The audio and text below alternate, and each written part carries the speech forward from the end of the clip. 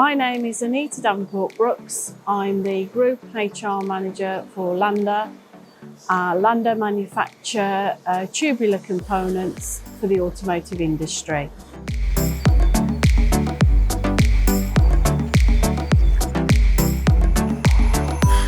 I think the key attributes that led me to being nominated by the person that nominated me was my passion for manufacturing and also for apprenticeships. I really believe apprenticeships are the future for manufacturing and for other industries. So I really am keen to promote manufacturing and apprenticeships to the wider audience.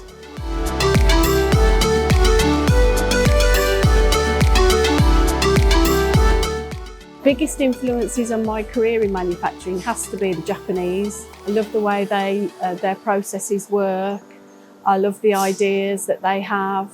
It's very structured. I also have been inspired by other people outside of manufacturing, such as Tony Robbins, but also a previous manufacturing manager I worked with at a company called Omron.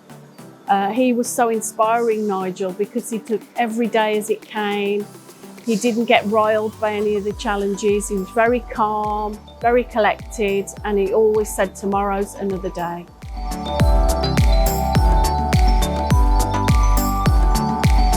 Working with some previous managing directors where their style of management was very autocratic.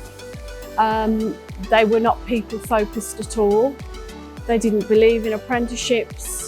They thought the only thing that was important was getting the product out to the customer, which it is, but sometimes at the detriment of some of the support that was needed for some of the operators or the managers within the business.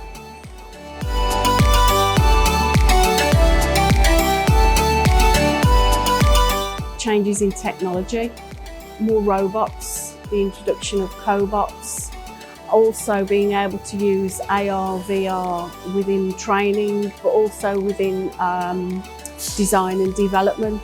So technology, I've seen that change quite a lot. It's been really interesting, challenging to make sure we get people who've got the right skills, but it's also really interesting and inspiring as well.